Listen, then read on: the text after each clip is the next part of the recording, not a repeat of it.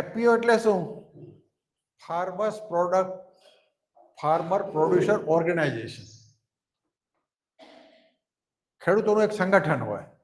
એ બધા ખેડૂતો, એક ખેડૂતનું ઉત્પાદન ઓછું હોય પણ બધા એ સંગઠન આ જે એફપીઓ હોય એમાં બધું માલ કલેક્ટ કરવામાં આવે અને એ બધો ભેગો થયેલો માલ જો તમે આગળ મંડીમાં મોકલવામાં આવે તો ટ્રાન્સપોર્ટ ખર્ચ બચી જાય. એટલે એક ટ્રકની અંદર 10-20 ખેડૂતોનો માલ ભેગો જાય તો સવડો પડે. તો આવા જે એફપીઓ છે એ ઘણા બધા નોંધાયેલા છે. આપણા વોરા સાહેબ છે એ પણ એમાં આપણા સ્ટુડન્ટ છે, એનું પણ એક એફપીઓ ચાલે છે જે રાપર બાજુના છે ને, એમનું પણ એફપીઓ ચાલે છે. એટલે એ ખેડૂતોનું એક સંગઠન હોય છે. તો એ એક ખેડૂત બધા ભેગા થઈને જ્યારે પોતાનું પ્રોડક્શન વેચે સામૂહિક રીતે તો એ સવડું પડે.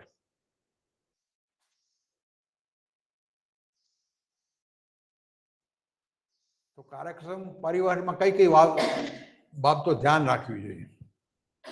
તો ખેતરથી અથવા તો બજારથી ગોડાઉન, ખેતરથી બજાર સુધી જે રસ્તો હોય એ સારા હોવા જોઈએ.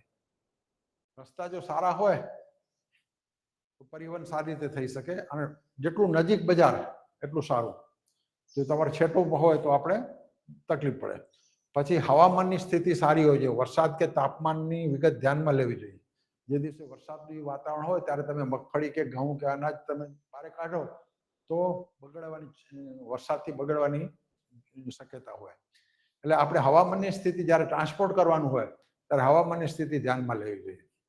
અને અમુક થોડું આપણું પ્લાનિંગ એ રીતે હોવું જોઈએ કે જે એના ડ્રાઈવર છે કે કયું સાધન આપણે નક્કી કરવાનું છે, સાધન, અને એના માટે ડ્રાઇવિંગ કોણ કરશે, એ બધી વસ્તુ આપણી પાસે પ્લાનિંગથી તૈયાર રાખવી જોઈએ.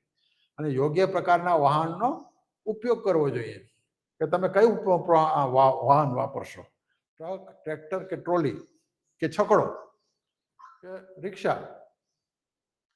પછી ફળ અને જો શાકભાજીનું પ્રોડક્શનનું જો ટ્રાન્સપોર્ટ કરવાનું હોય તો તમારે વેન્ટિલેશન વાળા વાહન અથવા રેફ્રિજરેટેડ વાહનનો ઉપયોગ કરી શકાય, જેમાં વાતાવરણને ઠંડુ રાખી શકીએ.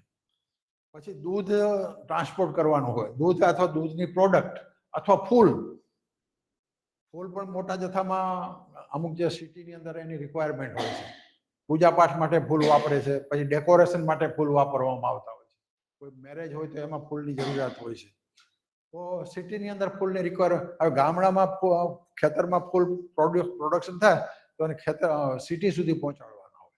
તો એ ફૂલ પણ એક એવી આઈટમ છે કે જો એને તમે કેર ન રાખો, કે હેન્ડલ વિથ કેર ના કરો તો એ બગડી જાય, ખરાબ થઈ જાય, સુંધાઈ જાય કે વાસી થઈ જાય. તો એના માટે પણ કુલ ચેન વાહનો એટલે કે ઠંડા વાહનો, કુલ ચેન એટલે ઠંડા હોય એવા એ ટાઈપના વાહન છે એનો ઉપયોગ કરવો જોઈએ. દૂધ માટે જેવી રીતે થાય છે, દૂધ, દહીં, છાશ.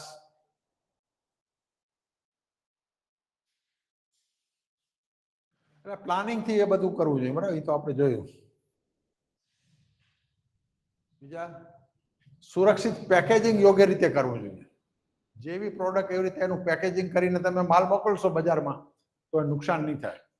ટમેટા છે તો એના માટે કેરેટ વાપરો, બરાબર. અનાજ છે તો એને યોગ્ય રીતે કોથળામાં પેક કરીને પછી તમે મોકલો. કોથળા તમારે જો તૂટેલા હોય, ફાટેલા હોય, કાણાવાળા હોય તો એમાંથી માલ લીકેજ થઈ જાય. એટલે એના માટે યોગ્ય કાર્ટન કે ક્રેટ, થેલા, જે પ્લાસ્ટિકના વાપરો કે શણના વાપરો, કોઈ પણ થેલા તમે વાપરો છો સારી રીતે પેકિંગ કરેલા. અને ફળ અને શાકભાજી માટે ક્રેટ્સ જ્યારે વાપરો છો ત્યારે દબાતા નથી. અને પરિવહનમાં ગોઠવણી સારી થાય. તમે ક્રેટ્સ ગોઠવો તો એક પછી એક ગોઠવી શકો. એનું પેકિંગ સારું થઈ શકે. પછી લોડિંગ અને અનલોડિંગમાં કાળજી રાખવી જોઈએ. એટલે મજૂરો એ પ્રમાણે ટ્રેન હોવા જોઈએ.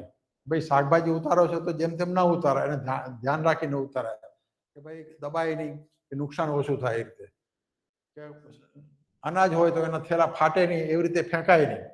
તમે તો એ બધી જ્યારે ટ્રાન્સપોર્ટમાં આ બધું ધ્યાન રાખવાનું હોય છે. પછી લોડિંગ અને અનલોડિંગમાં કાળજીની વાત થઈ ગઈ, બરાબર.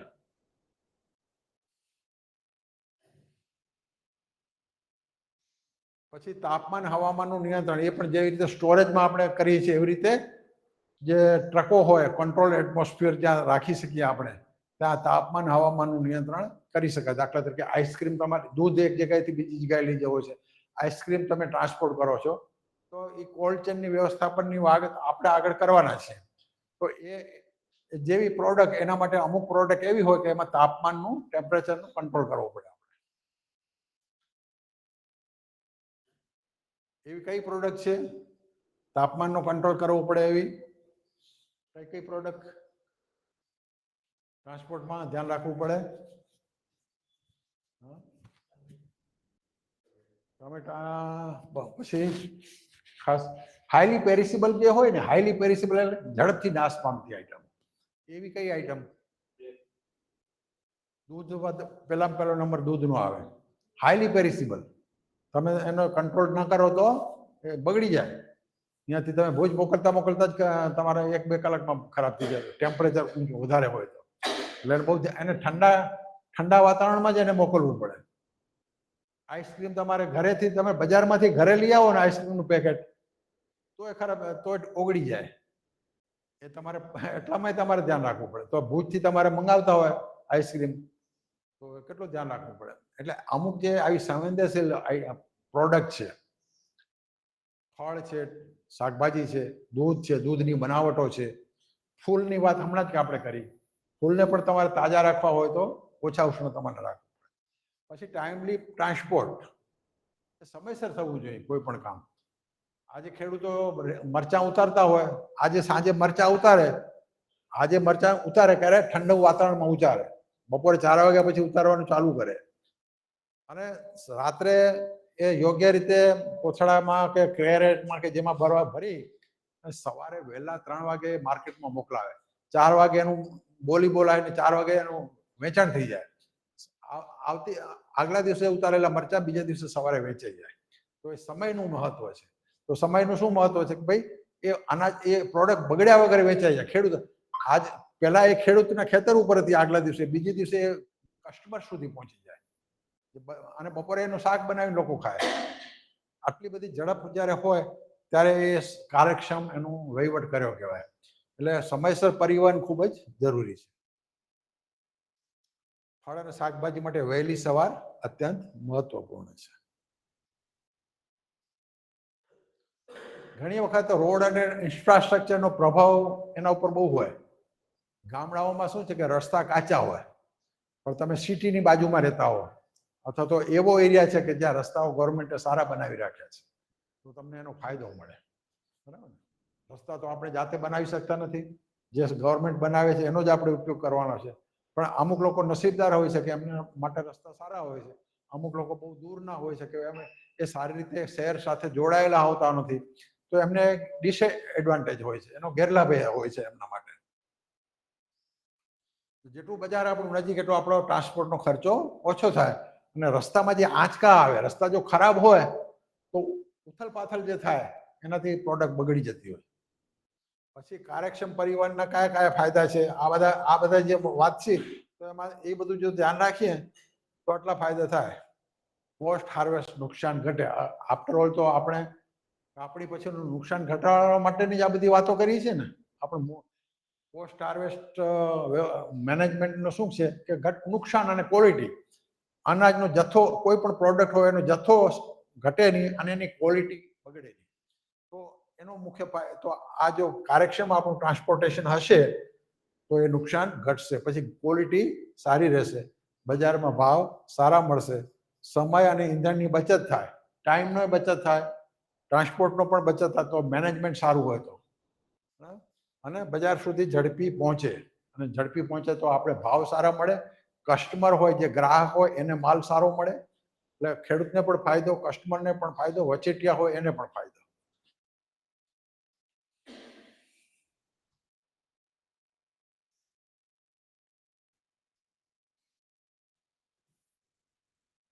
પરિવહનમાં કોલ્ડ ચેન વ્યવસ્થાપન એક અગત્યની વસ્તુ છે.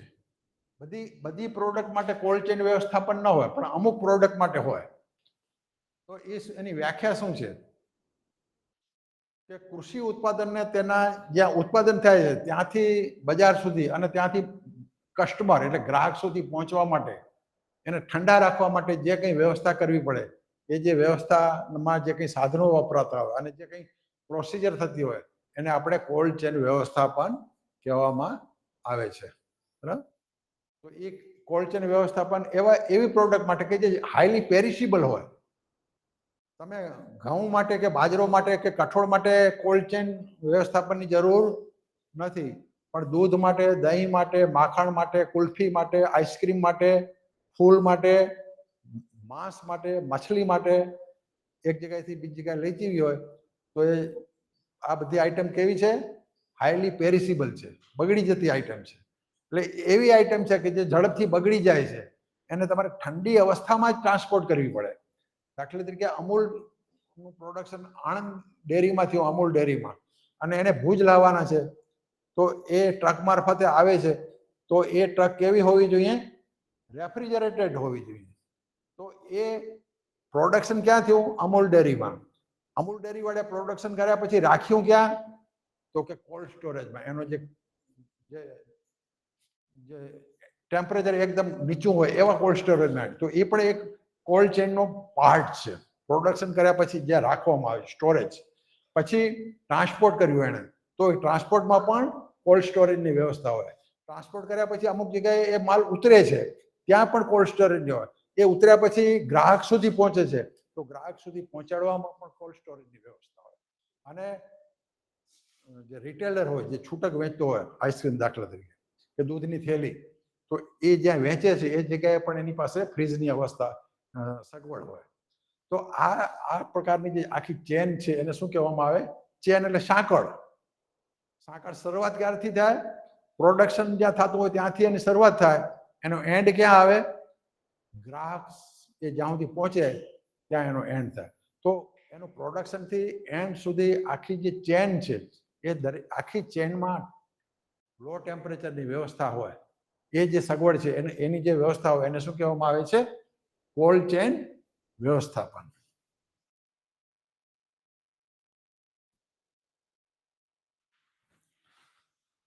તો આ બે ત્રણ વ્યાખ્યાઓ છે. ઝડપથી ખરાબ થઈ જતી કૃષિ પેદાશને ઉત્પાદન કરતાથી વપરાશકર્તા સુધી નિયંત્રિત તાપમાને સંગ્રહ અને પરિવહન દ્વારા પહોંચાડવાની વ્યવસ્થાને કોલ્ડ ચેન વ્યવસ્થાપન કહેવામાં આવે છે. બરાબર સમજ્યા ને? મેં કીધું એમાં કે ક્યાંથી શરૂઆત થાય?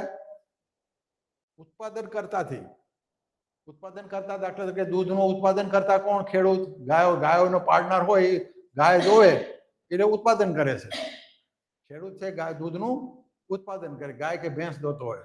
તો ઉત્પાદન કરતાથી પછી ક્યાં સુધી પહોંચે? એનો વપરાશ કોણ કરે છે? ગ્રાહક. ત્યાં સુધી પહોંચે એ દરમિયાન એનું ટેમ્પરેચરને કંટ્રોલ કરવાની જે વ્યવસ્થા છે એને કહેવામાં આવે છે કોલ્ડ ચેઇન વ્યવસ્થાપન.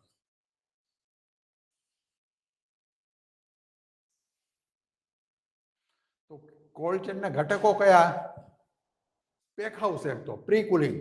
પેક હાઉસ અગાઉ આપણે ચર્ચા કરી કે શાકભાજી કે ફ્રૂટ્સ હોય એને પેક હાઉસમાં લઈ જવામાં આવે અને ફિલ્ડ હીટથી એને ઠંડા કરવામાં આવે. તો એ પેક હાઉસમાં દાખલા તરીકે દૂધ પહોંચે તો ત્યાં એને ઠંડુ પાડવામાં આવે. તો ત્યાંથી એની શરૂઆત થાય. પછી ટ્રકોમાં જે રેફ્રિજરેટેડ ટ્રકો હોય એમાં એનું ટ્રાન્સપોર્ટ કરવામાં આવે. પછી એનું ડિસ્ટ્રીબ્યુશન કરવામાં આવે.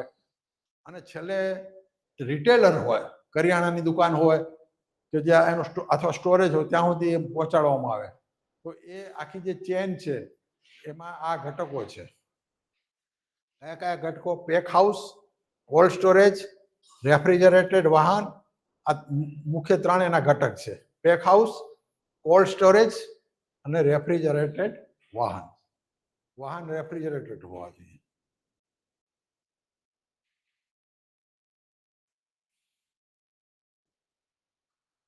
તો આપણે અત્યાર સુધી આટલું જોયું.